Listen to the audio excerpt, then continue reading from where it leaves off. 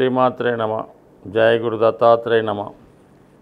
ఈ వీడియోలో మనం మే 1వ తారీఖున మేషరాశి నుంచి వృషభ రాశిలోకి మారినటువంటి గురుగ్రహ ప్రభావం మిథున రాశి వారి మీద ఏ విధంగా ఉండబోతుంది అన్న విషయాన్ని మనం ఈ వీడియోలో పరిశీలిద్దాం. మిథున రాశి వారికి గురువు ప్రస్తుతం 12వ స్థానంలోకి ప్రవేశించడం జరిగింది. ఒక విధంగా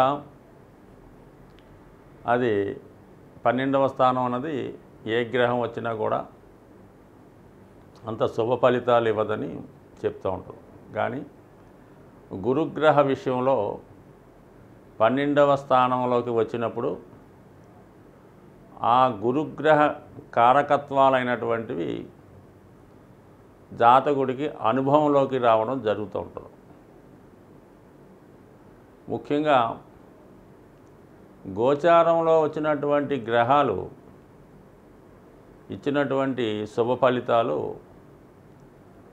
జాతకుడి యొక్క జన్మ జాతకంలో అవి లిఖించబడి ఉంటే, ముఖ్యంగా జన్మజాతక ప్రకారం జాతకుడికి సంతాన యోగం ఉన్నది అనుకున్నప్పుడు గురువు ఖచ్చితంగా మరి 12వ భావంలోకి వచ్చినప్పుడు మరి గురువు సంతాన కారకుడు కాబట్టి ఆ భావ ఫలితాన్ని ఇవ్వడం జరుగుతూ ఉంటుంది.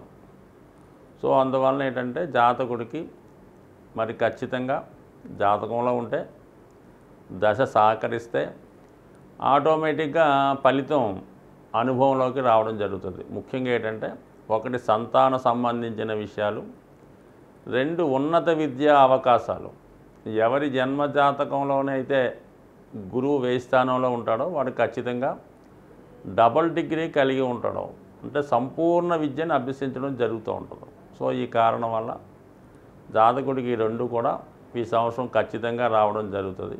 ముఖ్యంగా దశమ స్థానాధిపతిగా ఉన్నటువంటి గురువు 12లోకి రావడం, అలాగే వ్యయస్థానం అన్నది దూర ప్రాంతం, విదేశ అవకాశాలు రావడం, జాతకుడు ఖచ్చితంగా అతను ప్రయత్నపూర్వకంగా చేయడం వల్ల ఖచ్చితంగా విదేశ అవకాశం ఈ సంవత్సరం జాతకుడికి రావడం జరుగుతుంది. అలాగే మంచి కార్యక్రమాల కొరకు, ముఖ్యంగా దైవ సంబంధించిన కార్యక్రమాలు, పుణ్యక్షేత్రాలు దర్శించడం, లేదంటే పుణ్యక్షేత్రాలు దర్శించే అంటే తల్లిదండ్రులను పుణ్యక్షేత్రాలకు పంపించవచ్చు, గృహంలో ఏదైనా శుభకార్యాలు సత్యనారాయణ వ్రతాలు లాంటివి చేయవచ్చు, లేదంటే గ్రామంలోనో పట్టణంలోనో వాళ్ళు నివసిస్తున్నటువంటి ప్రాంతంలో ఉన్నటువంటి దేవాలయంలో ఏదో ఒక డొనేషన్ లాంటిది చేయడం కానీ, లేదా ఈ వినాయక చవితి, శ్రీరామనవమి లాంటి వేడుకలు జాతకుడు స్వయంగా తన యొక్క ధనంతో ఖర్చు పెట్టడం కానీ, లేదంటే ఎవరైతే విద్యార్థులు ధనం లేక చదువు కొరకు ఇబ్బంది పడుతున్నారో వారి విద్య కొరకు దానం చేయడం కానీ, గుప్తదానం చేయడం కానీ జరిగే అవకాశం ఉంది. అంటే జాతకుడికి సేవాగుణం పెరుగుతుంది, ధర్మగుణం పెరుగుతుంది, దానగుణం పెరుగుతుంది. ఇవన్నీ కూడా మరి జాతకుడికి మంచి ఫలితాన్ని ఇవ్వడం జరుగుతూ ఉంటాయి. ముఖ్యంగా ఉద్యోగ సంబంధించిన మార్పులు. అలాగే మరి ఈ గురువు ఎప్పటి నుంచి ఫలితాలు ఇస్తాడు, మనకి మారిన వెంటనే ఇస్తాడంటే ఇంచుమించుగా ఏమైందంటే వీళ్ళకి 1వ తారీఖు మే నెలలో మారినటువంటి గురువు 5వ తారీఖు మే నుంచి 3వ తారీఖు జూన్ వరకు కూడా గురుమౌఢ్యం రావడం వల్ల గురువు తన శుభ ఫలితాలు ఇవ్వడంలో అశక్తుడు అవుతాడు. అందుకని మీకు జూన్ మొదటి వారం వరకు కూడా ఇటువంటి చెప్పిన ఫలితాలు, శుభ ఫలితాలు చాలా వరకు రావడం జరగదు. జూన్ 3 తర్వాత ఖచ్చితంగా జాతకుడికి గురువు శుభ ఫలితాలు ఇవ్వడం ప్రారంభిస్తాడు. అయితే ఈ గురువు మారినప్పుడు చంద్రుడు ఉన్న స్థితిని బట్టి 4 రకాలుగా గురువు యొక్క బలాన్ని విభజించడం జరిగింది. అది స్వర్ణ, రజిత, తామ్ర, లోహమూర్తిగా నిర్ణయించడం జరిగింది. ఇదే ప్రస్తుతం చరిత్రకారులు, జ్యోతిష సంబంధించిన శాస్త్రజ్ఞులు ఎవరు దీన్ని పెద్దగా ఫాలో అవ్వడం లేదు. కాబట్టి అయినప్పుడు కూడా మరి ఈ రాశి వారికి, మిథున రాశి వారికి లోహమూర్తిగా రావడం జరిగింది. అంటే కేవలం గురువు తన శుభ ఫలితాల్లో 25% మాత్రమే మంచి ఫలితాలు ఇవ్వడం జరుగుతుంది. అంటే మళ్ళీ ఇక్కడ ప్రేక్షకులు ఒక విషయాన్ని గమనించాలి. 25% మంచి ఫలితాలు ఇస్తాడనుకుంటే ఒకళ్ళు ఏమనుకుంటే 75% చెడు ఫలితాలు ఇస్తాడేమో అనుకుంటూ ఉంటాడు. అది ఎప్పుడు కూడా అలా జరగదు. గురువు ఎప్పుడు కూడా మంచి ఫలితాలు ఇస్తాడు కాబట్టి 25 ఫలితాలు ఇస్తే కొద్దిగా ఆలస్యంగా అయినా మనకు కావాల్సిన ఫలితాలు ఇస్తాడు. ఒక విధంగా ఏంటంటే గురువు తను ఇచ్చే ఫలితాల్లో ఒక 10% జాతకుడికి ఇచ్చినా చాలు, జాతకుడు బహు అదృష్టవంతుడే ఉంటాడు. అటువంటిది 25% ఫలితాలు 12వ భావంలో నుంచి ఇస్తే ఖచ్చితంగా జాతకుడికి మరి ఈ సంవత్సరంలో విద్యా సంబంధించినవి, ఉద్యోగ సంబంధించినవి, సంతానం సంబంధించిన విషయాల్లో 100% ఫలితాలు ఇవ్వడం జరుగుతూ ఉంటుంది. ఇక మనకి ఈ 12వ స్థానంలో ఉన్నటువంటి గురువు 4, 8 స్థానాలను కూడా వీక్షించడం జరుగుతుంది. అప్పుడు ఏమవుతుంది, మోక్ష త్రికోణం యాక్టివేట్ అవుతుంది.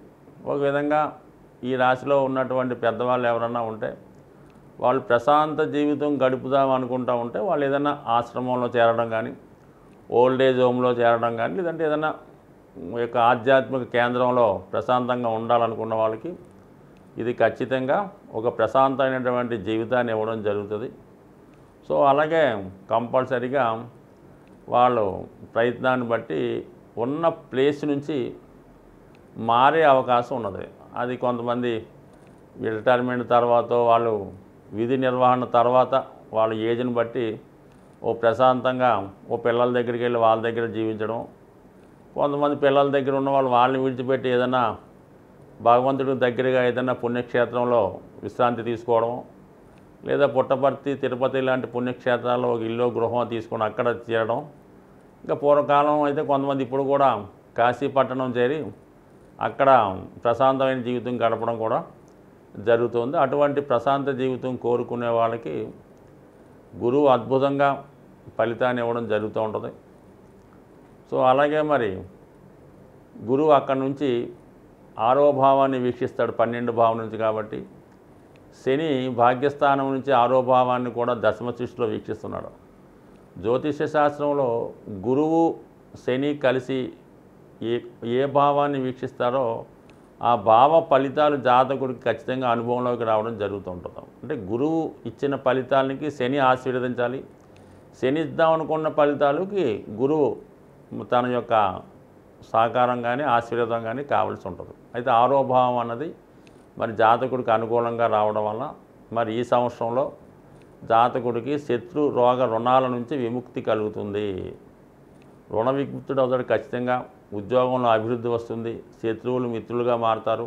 ముఖ్యంగా ఆరోగ్యపు అలవాట్లు, ఆహారపు అలవాట్లు, చక్కని ఆరోగ్యంతో ప్రశాంతంగా హ్యాపీగా ఉండే అవకాశం ఉంది. ఈ వారంలో అంటే మనకి ఫిబ్రవరి 11 నుంచి 17వ తారీఖు మధ్యలో ఒక అద్భుతమైనటువంటి సూర్యభగవానికి సంబంధించినటువంటి పుణ్యతిథి రాబోతుంది. అదే రథసప్తమి. అంటే సూర్యభగవానుడు తన యొక్క దిశని మార్చుకొని ఇక్కడ నుంచి మీకు చలి తగ్గిపోయి హీట్ పెరగడం జరుగుతూ ఉంటుంది అన్నమాట. అంటే సూర్యుడు అక్కడ నుంచి నెమ్మదిగా బలవంతుడు అవుతూ ఉంటాడు. సో ఈ విధంగా 16వ తారీఖు ఫిబ్రవరి నెలలో వచ్చే రథసప్తమి కంపల్సరిగా సూర్యగ్రహ అనుగ్రహం కోసం ముఖ్యంగా సింహరాశి వారు, మకర కుంభరాశులు, అలాగే అన్ని రాశుల వారు కూడా సూర్యుని ఆరాధించడం వల్ల సూర్యుని యొక్క అనుగ్రహంతో మిగతా గ్రహాలు కూడా అనుగ్రహించి సరైనటువంటి ఫలితాన్ని ఇవ్వడం జరుగుతుంది.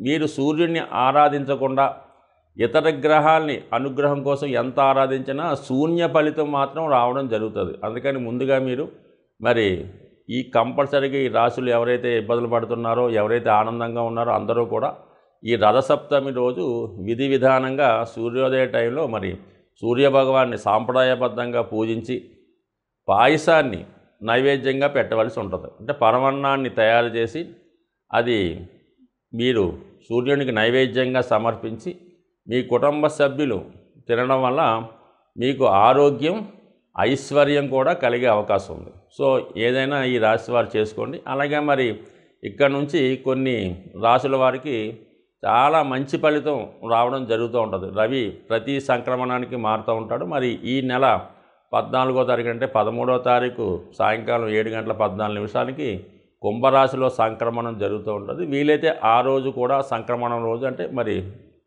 14వ తారీఖున విధి విధానంగా ఉపవాసం ఉండి మరి ఆ రోజు నియమంగా ఉపవాసం ఉండడం వల్ల కూడా రవిగ్రహం యొక్క అనుగ్రహానికి పాత్రులయ్యే అవకాశం ఉంది. ఎవరికైతే ఐశ్వర్యం కావాలో, ఎవరికైతే ఆరోగ్యం కావాలో, ఎవరికైతే రాజకీయ పదవి ప్రభుత్వ ఉద్యోగం కావాలో కంపల్సరీగా వాళ్ళు సూర్యుడిని ఆరాధించడం వల్ల అతి శక్తివంతులై ఎవరి సహాయం లేకుండా మీకు మీరే సాధించుకునే శక్తి సూర్యుని యొక్క అనుగ్రహంతో లభించే అవకాశం ఉంది. అది సింపుల్గా మరి మీరు ప్రతిరోజు సూర్యాష్టకం కానీ, ఆదిత్య హృదయం కానీ, కేవలం ఓం సూర్యాయ నమః అన్న చిన్న మంత్రాన్ని చదువుకున్నా అంటే మనం ఏదైనా భక్తి శ్రద్ధ ఇంట్రెస్ట్ తప్ప గంటసేపు మంత్రాలు చదివినా పెద్ద ఉపయోగం ఉండదు.